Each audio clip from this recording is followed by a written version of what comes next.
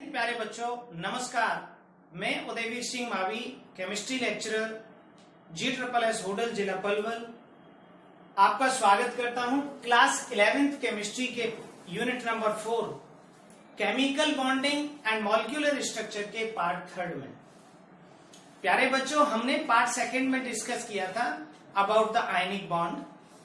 Ionic bond क्या है, कैसे बनता है, कैरेक्टरिस्टिक्स ऑफ आयनिक कंपाउंड, और सबसे लास्ट में हमने डिस्कस किया था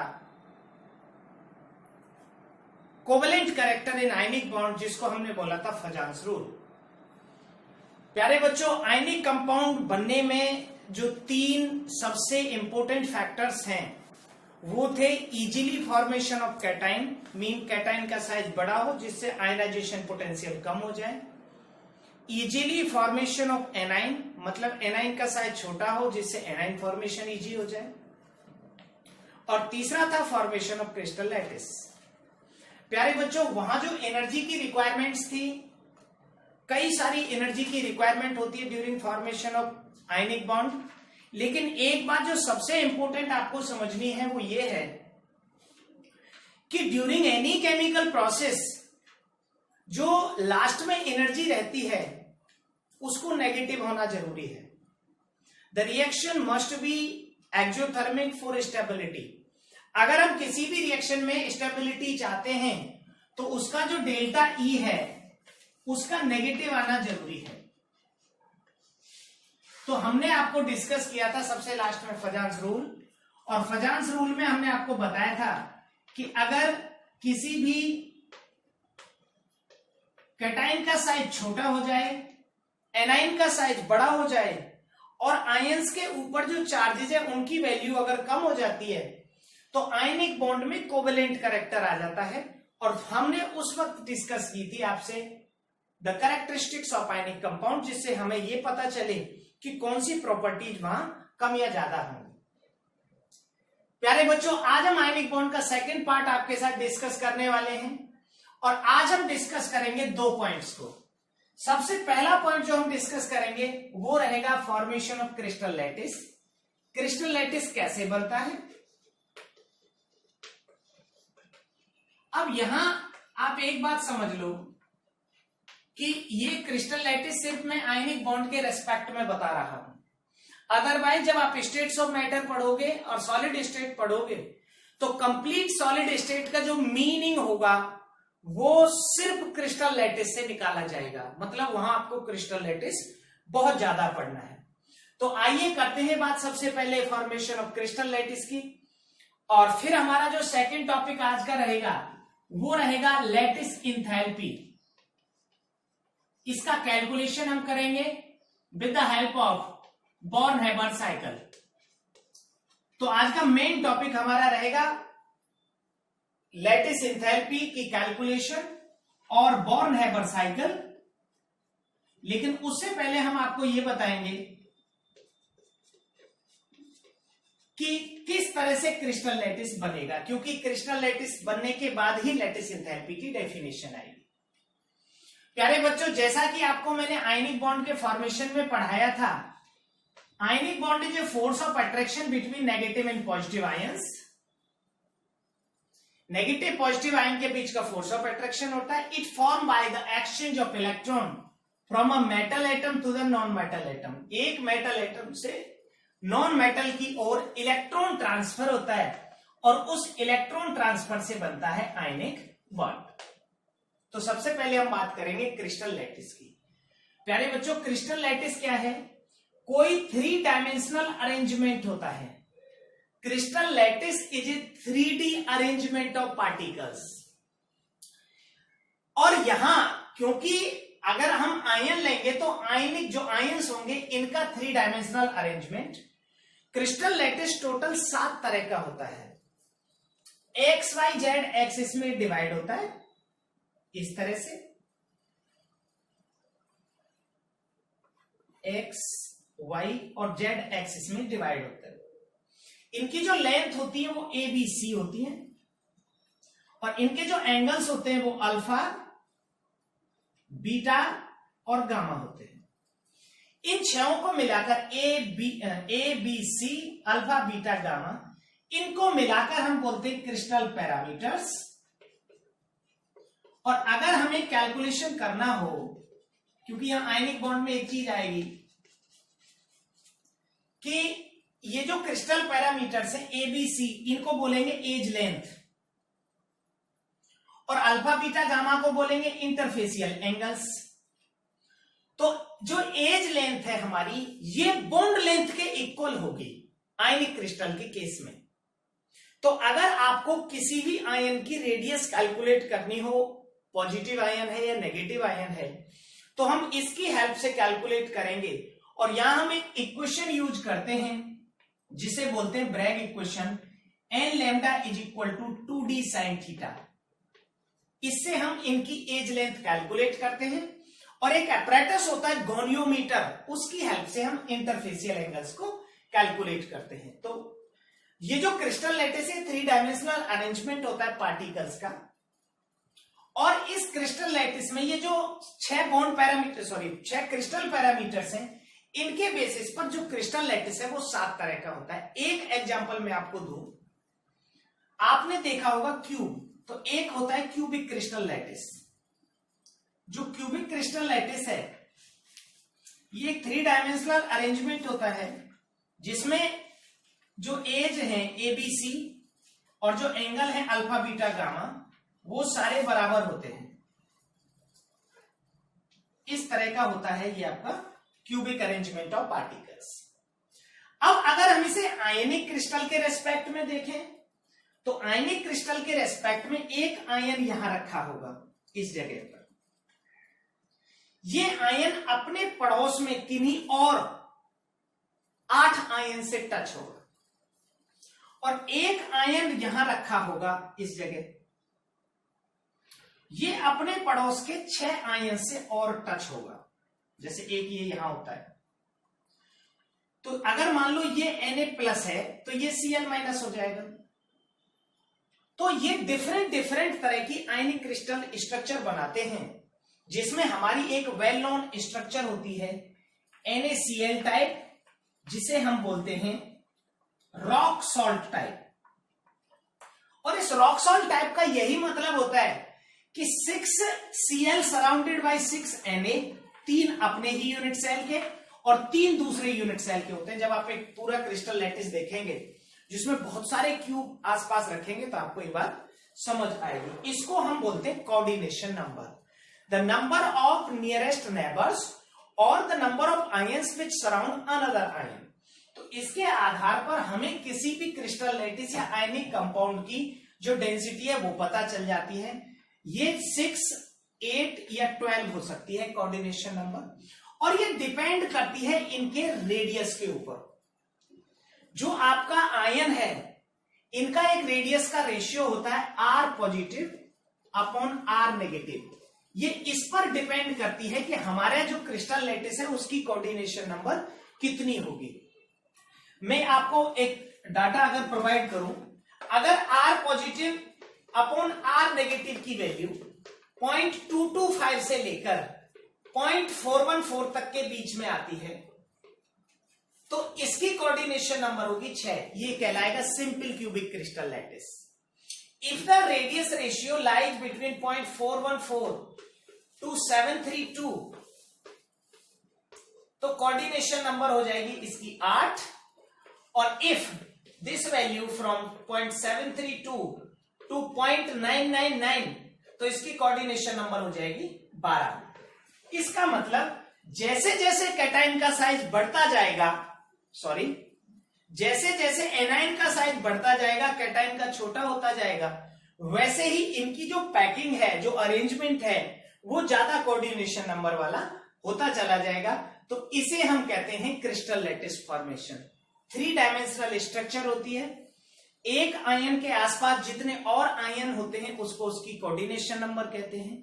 कोऑर्डिनेशन नंबर की वैल्यू डिपेंड करती है इंटर आयनिक डिस्टेंस और साइज ऑफ पार्टिकल के ऊपर।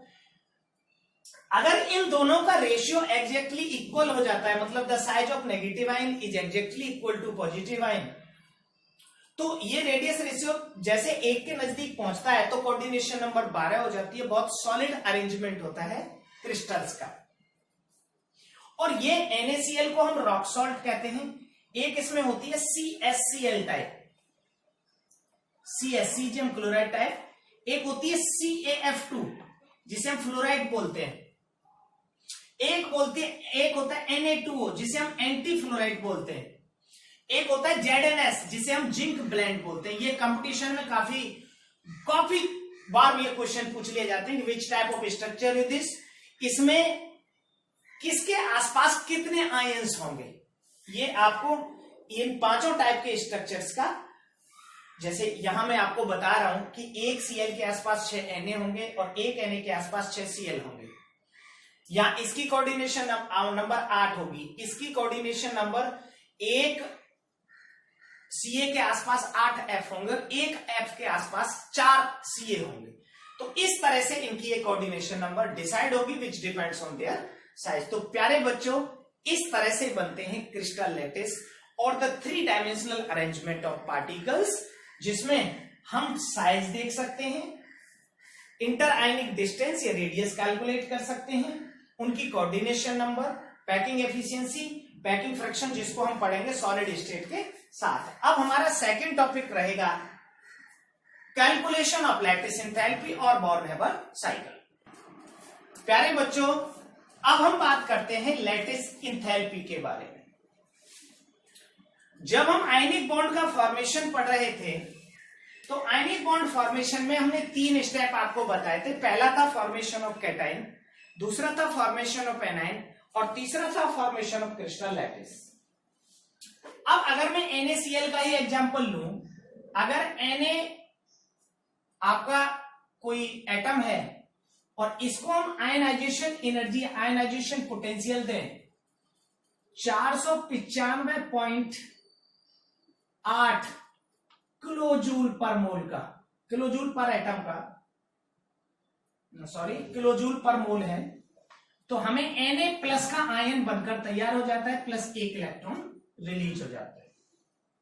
अगर यही हम Cl से जो क्लोरीन एटम है इसमें 1 इलेक्ट्रॉन जोड़ें तो हमें Cl नेगेटिव मिल जाएगा, प्लस 347 किलोजूल पर मोल की एनर्जी रिलीज होगी, जिसे हम कहेंगे electron gain energy, electron gain enthalpy. अब अगर हम इन दोनों को देखें तो ये एनर्जी माइनस की है क्योंकि रिलीज हुई है, और ये एनर्जी प्लस की है क्योंकि रिक्वायर हुई है। अब अगर इन दोनों को हम मिलाकर, क्योंकि गैसियस फॉर्म में बने हैं आयंस, तो Na+ gas plus Cl minus gas, इन दोनों को मिला दें तो NaCl का गैस बन जाएगा। और अगर हम इनकी एनर्जी को देखें तो रिएक्शन एंडोथर्मिक आ रही है, क्योंकि जो रिक्वायर्ड एनर्जी है वो रिलीज एनर्जी से ज्यादा है। जब हमने Na को बनाया, Na+ को, तो 495 जूल की एनर्जी रिक्वायर्ड थी। जब Cl बना तो 347 जूल की एनर्जी बाहर हुई, किलो जूल की। दोनों को अगर हमने जोड़ दिया तो दोनों को जोड़ने के बाद 348.7 है ये। अगर इन दोनों को जोड़ दें हम तो जो एनर्जी मिलेगी 495.8 माइनस 348.7, तो ये हो जाएगा हमारा 147 किलो जूल पर मोल। इतनी एनर्जी रिक्वायर होगी हमें अगर हमें NaCl को बनाना हो Na+ और Cl- से गैसियस फॉर्म में। लेकिन हम देखते क्या हैं, अगर इन दोनों को हम इनका फॉर्मेशन देखें तो सबसे अंत में जो रिएक्शन हमें मिलेगी वो एक्जोथर्मिक मिलेगी।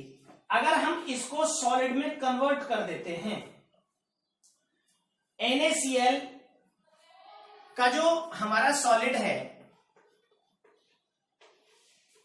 इसको अगर हम Na+ गैस और Cl- गैस में ब्रेक करते हैं 1 मोल को, तो हमें करीब 788 किलो जूल की एनर्जी मिलेगी, 788 किलो जूल पर मोल।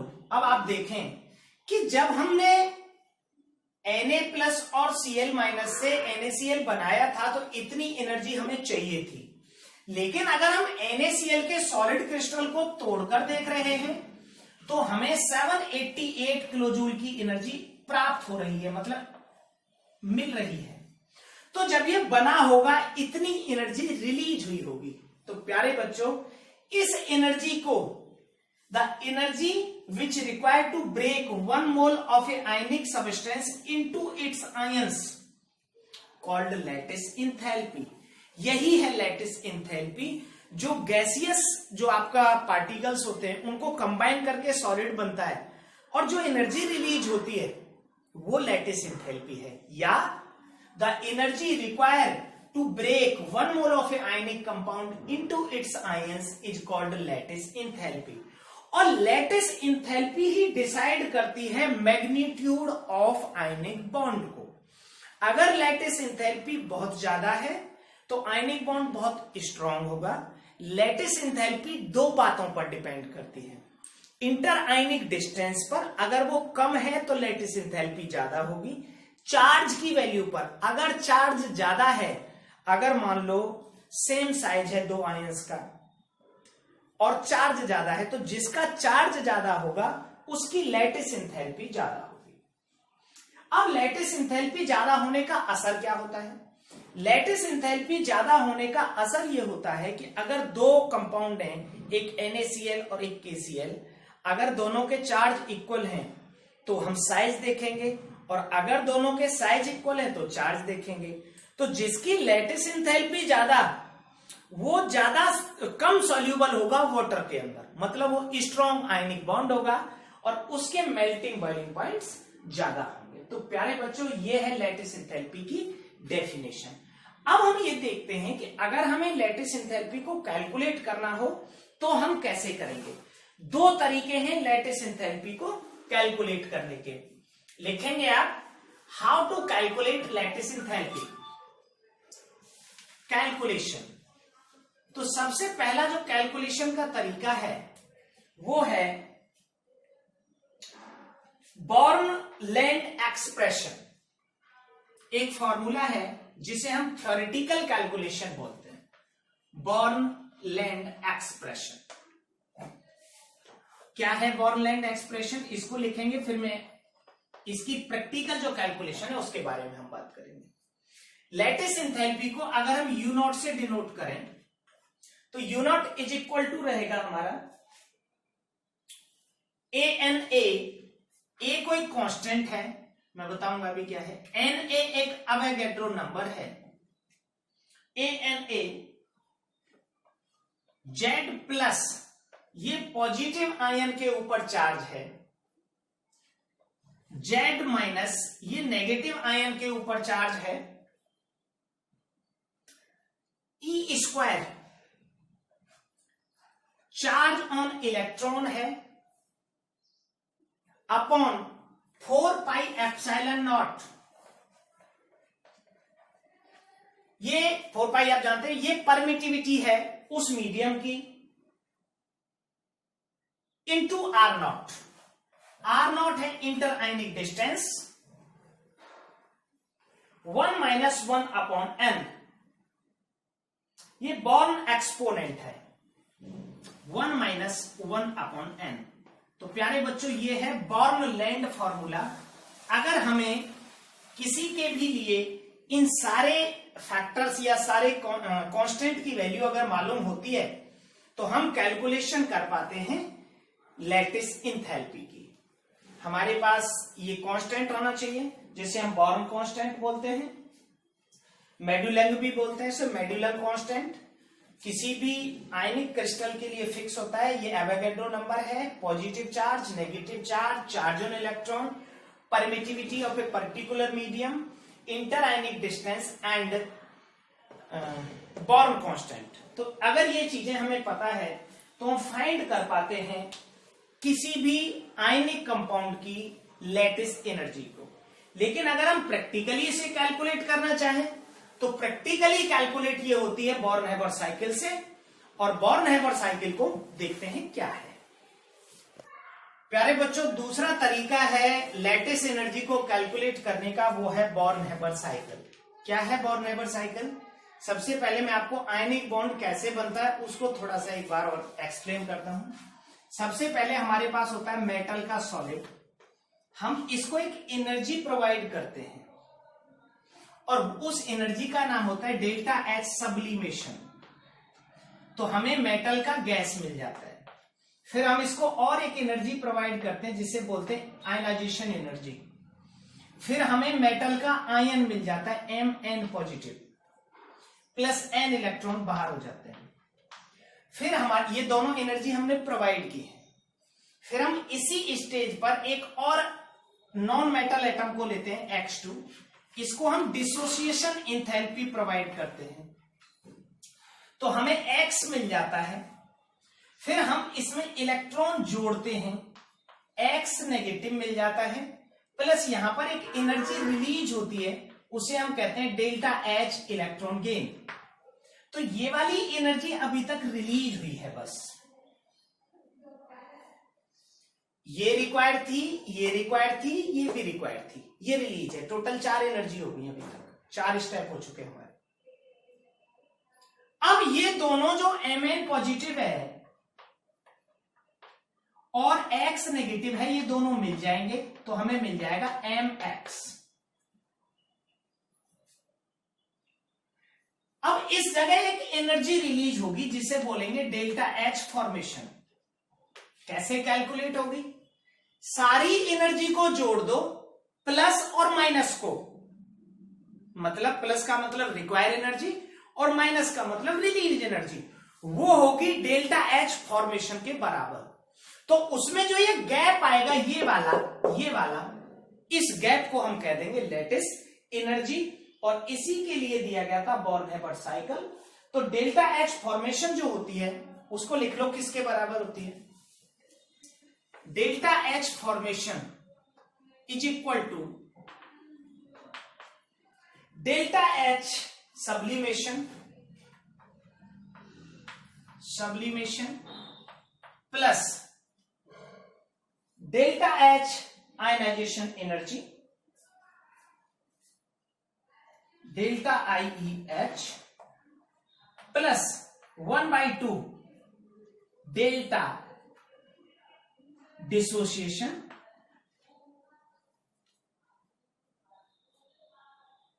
प्लस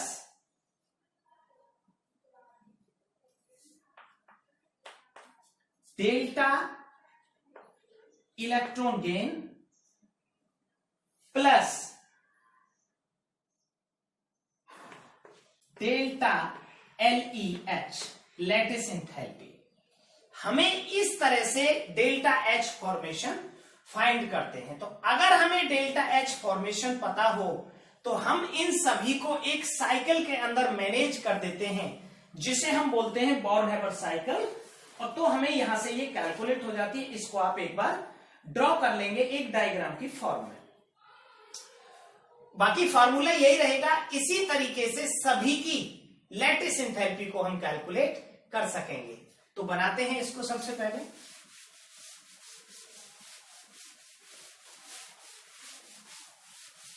इस फॉर्मूले को आप पॉज करके लिख सकते हैं। तो हम सबसे पहले देखेंगे हम शुरुआत कहां से करते हैं। हमने शुरुआत की, हमारे पास था Na सॉलिड प्लस Cl2। यहां पर हमने इसको सबसे पहले एक एनर्जी प्रोवाइड की, वहीं से मैं उठा के लाऊंगा जो फॉर्मूला लिखा था, डेल्टा सब्लिमेशन H। तो हमें मिल गया Na गैस मिल गया और Cl2 अभी एज इट इज है। फिर हमने इसको सेकंड स्टेप में प्रोवाइड ही कर रहे हैं अभी। सेकंड स्टेप में हमने इसको प्रोवाइड की delta IEH electron gain energy. तो हमें मिल जाएगा Na प्लस ये गैस फॉर्म में है, plus Cl2 as it is है अभी।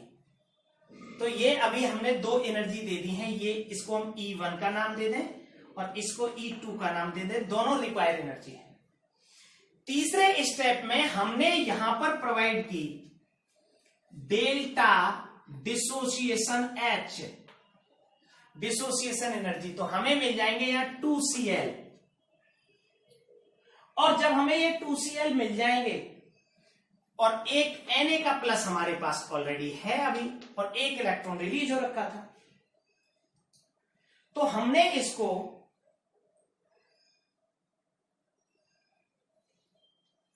इधर ले आए और हमारे पास यहां हम लेकर क्या आए हैं, हम लेकर आए हैं Na प्लस गैस का प्लस Cl गैस।